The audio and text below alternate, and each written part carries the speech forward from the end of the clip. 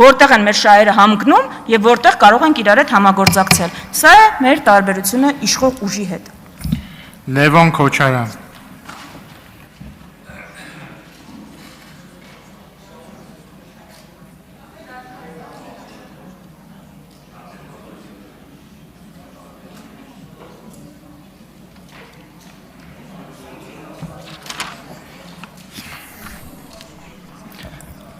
Նախ ուզում եմ ես էլ անդրադառնալ միջադեպին, որը տեղի է ունեցել, բայց իսկապես ուզում եմ հասկանալ ինչն է խնդիրը։ Խնդիրը բառի մեջ է, սրիկայաբար բառն է եղել խնդիրը, թե մնացած մեղադրանքը։ Իսկապես չհասկացա, որտեվ մնացած մասով բոլորը շատ լավ գիտեք ընդդիմության ու առավել եւս մեր մոտեցումները, երբ որ մենք կոնկրետ զոհերի մեջ, պատերազմի մեջ գոնե այդքան զոհ ունենալու մեջ մեղադրում են քաղաքացիական պայմանագրին եւ սա գաղտնիք չի։ Իսկ Նիկոլ Փաշինյանը այս ամբիոնում նորից կրկնեմ, կանգնել ասելը կարող ենք պատերազմը ավելի շուտ կանգնացնել, կունենայինք նույն արդյունքը, ուղղակի զոհերը այդքան չէին լինի։ Սա ասել է Նիկոլ Փաշինյանը։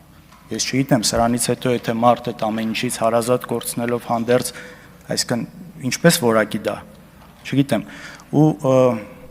պարոն Ռուբինյան, խնդրում եմ վերևից այդ սպառնալիքները, մեկը ասում է կնստացնենք, մեկը դուրս կշպրտենք ու նման բաներին վերջ տվեք, մի շարունակեք այդ տոնով, թե չէ մեր կողմից էլ համապատասխան արձագանք։ Պարոն Քոչարյան, դուք այն դիրքում չեք, որ ինձ հորդորեք ինչպես ես վարեմ նիստեր։ Ես կվարեմ նիստերը ինչպես հարկ կհամարեմ, բնականաբար ազգային ժողովի կանոնակարգ համանդրական օրենքի սահմաններում եւ նպատակ ունենալով ապահովել նիստերի բնականon ընթացքը։ Ձեզ մոտ ոնց որ թե սովորություն է դարել ամեն ելույթում անդրադառնալ իմ նիստ վարելու ոչին։ Խնդրում եմ դա չանել, շարունակեք ձեր ելույթը։ Եթե ձեր որևէ արտահայտություն կամ ձեր աջ եւ ձախ նստած մարդկանց որևէ արտահայտություն կվիրավորի մեզ, դուրս կլինի ձեր իսկ հայտարարած բարեկրթության չափանիշներից, մենք դրան արձագանքելու ենք ու շատ խիստ եւ դա ասելու կարիք չկար, որովհետեւ մենք այս 10 օրերի ընթացքում որևէ կերպ որևէ մեկին չենք վիրավորել։ Խնդրում եմ ժամանակը վերականգնել, շատ եք միջամտում։ Հիմա Սիրելի հայրենակիցներ, խոսենք արտաքին քաղաքականությունից եւ այս իշխանությունների վարած հատկապես արտաքին քաղաքականությունից եւ ընդհանրապես։ Տեսեք, շատ է խոսվում Նիկոլ Փաշինյանի քաղաքացիական պայմանագրի կողմից իրական Հայաստանի մասին, այսպես կոնցեպտ կա իրական Հայաստան, որտեղ եթե պարզ լեզվով ասեմ, փորձում է կոմպյուտերային լեզվով ասած ֆորմատ անել այսպես հիշողությունը, ամեն ինչ, անցյալը, ինքնությունը եւ այսպես զրոյից սկսել կերտել մի նոր հասարակություն, նոր արժեքներով։ Օրինակ, ինչ է ինձ համար իրական Հայաստանը, առաջին հերթին իրական Հայաստանը ինձ համար սկսվում է քարտեզից, քարտեզի վրա մեր դիրքից, որտեղ ենք մենք գտնվում, որովհետեւ սա այն բանն է, որն իսկապես չենք կարող փոխել։ Եվ այս դիրքը, որը մենք ունեցել ենք, իհարկե եղել է շատ ավելի մեծ, գոնե հայկական վերահսկողության տակ ավելի մեծ դիրքեր ենք ունեցել ու ձեր իշխանության ժամանակ սա փոքրացել է ու վերջը մի տեսակ դժվար է երևում։ Հիմա այս դիրքից կախված մենք ունենք թե որոշակի առավելություններ, թե ռիսկեր, Թուրքիա կա, Ադրբեջան կա, Ադրբեջանը գիտեք շատ է այստեղ խոսվել նաև այդ զավթողական խոսույթը արևմտյան Ադրբեջան եւ մնացածը ու սա ռիսկեր է։ Կա Թուրքիան, ով ամեն կերպ աջակցում է Ադրբեջանին, սա ռիսկ է, իհարկե ռիսկ է։ Այս ամեն ինչի հետ մենք պետք է հաշվի նստենք ու չենք կարող գլուխներս մտցնել բանի պես ջայլամի պես գետնի տակ ու ասել չկա այս ամեն ինչը։ Սա կա ու սա շարունակվելու է։ Սա շարունակվելու է ու սրա դիմացն առնելու ինչ ճանապարհներ կա կամ ինչպես է եղել եւ ինչպես կարող է լինել հաշվի առնելով այն իրավիճակը, որում մենք հայտնվել ենք։ Մենք ունենք տարբեր ռազմավարական դաշնակիցներ։ Կա այսպես հիմնական եվրոպական երկրները, Ամերիկայի Միացյալ Նահանգները, Ռուսաստանը, որի հետ նաեւ ռազմավարական սերտ դաշնակցային հարաբերություններ ենք ունեցել եւ տեսեք, այս ամեն ինչի համատեքստում նաեւ արտաքին քաղաքականությունը միանշանակ պետք է կառուցվի այն ուղղությամբ, թե նաև որտեղ է մեր ժողովրդի բարեկեցության շահը, մեր երկրի տնտեսական շահը, որովհետև առանց սրա, եթե քո բարեկեցության, տնտեսության շահը գտնվում է միտեղ, բայց դու քաղաքական վեկտորը տանում ես այլտեղ, այստեղ կարոտկի է տալիս, կարճ միացում է տալիս, խնդիր է սա առաջացնում, մենք հիմա այդ խնդրի մեջ ենք, մենք կոնկրետ հիմա այս խնդրի մեջ ենք, ու ինչի համար է սա արվում, իսկապես ինչի համար է սա արվում, օրինակ եկեք խնդրում եմ վերանանք մեր նախասիրություններից, ով ինչ նախասիրություն ունի արտաքին քաղաքական հարցում։ Կա մեր երկրի շահը, մեր ժողովրդի շահը։ Օրինակ, պարոն Խանդանյան, դուք անցած տարի գնացել եք Ուկրաինա, Ռադայում զորակցություն եք հայտնել ձեր գործընկերներին այդտեղ։ Ես խնդիր չունեմ ձեր գնալու հետ, բայց սա Հայաստանի շահը այստեղ որն է, ես չեմ կարողանում հասկանալ։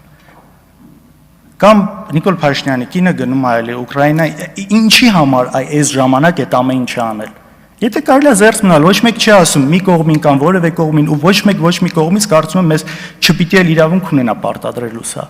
Բայց այս սա անելու արդյունքում շատ լուրջ խնդրի առաջ են կանգնում։ Այսինքն եթե ավելի խորանամ հասկանում եմ որն է շահը, ու հիմա կփորձեմ նաև դրանից խոսել, ուրեմն որն է իմ կարծիքով այս ամեն ինչի շահը, որովհետև սա այս խոսույթը, այդ քայլերը, որն արվում է,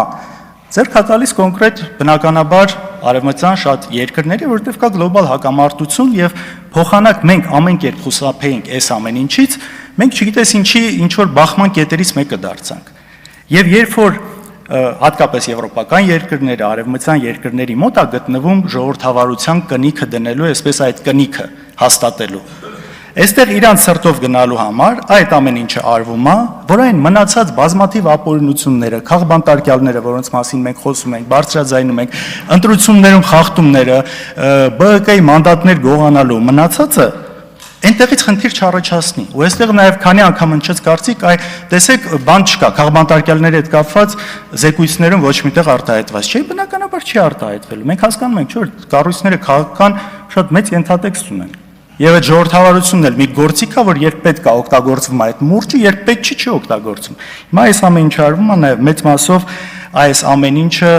որպեսզի չնկատեն, շարունակվեն եւ մեծ հաշվով այն քաղաքականությունը, որի արդյունքում դուք երկիրը բերել եք այս վիճակին, արվում է պարզապես սեփական իշխանությունը պահելու համար ու ժողովրդի շահը այստեղ ուղղակի անտեսվում է։ Եվ գիտեք, սա մի հատ այսպիսի սոուսի տակ է մատուցվում, որ մենք ինքնիշխան ենք այդ դրա համար մենք չենք թողելու մեզ թելադրեն, այս անեն, այն անեն։ Ժողովուրդ ջան, օրինակ մեր հարևան Վրաստանը կարծում եմ հալալ է, իրանք շատ ճիշտ են կողմնորոշվել ու շատ ճիշտ են իրանք պահել այս ամեն ինչի մեջ։ Ես չեմ կարծում, որ դրանով Վրաստանը ավելի քիչ ինքնիշխան է դարձել։ Շատ ճիշտ կողմնորոշվել են, չեն մտել ոչ մյուս տեղ, ու շատ ճիշտ են իրանք պահել ու կարծում եմ իրանք գործել են իրանք քաղաքացիների շահերից, ինչը մեր դեպքում ցավոք այդպես չի եղել։ Ինչ վերաբերում է ցեղասպանությանը։ Գիտեք, մարդկությունը, Homo sapiens-ը կենթանուց տարբերվում է հիշողությամբ։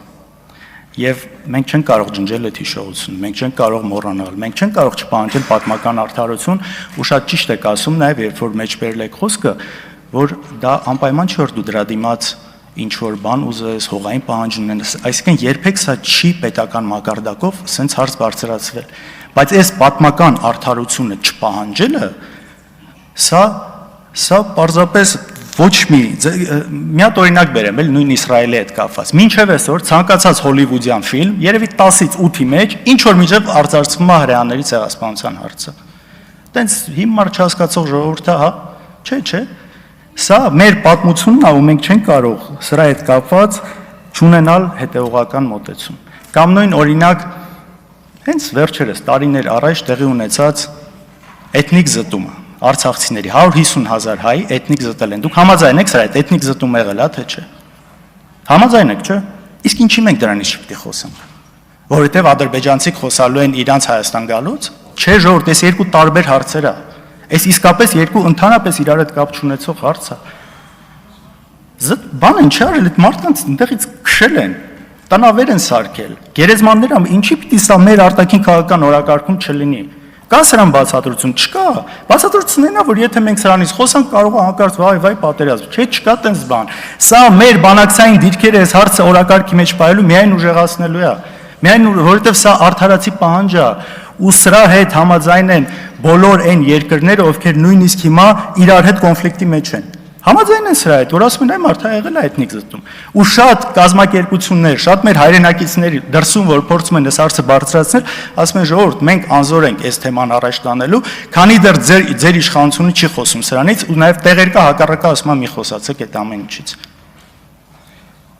Չգիտեմ, ամփոփելով այն արտաքին քաղաքականությունը, որը վարվում է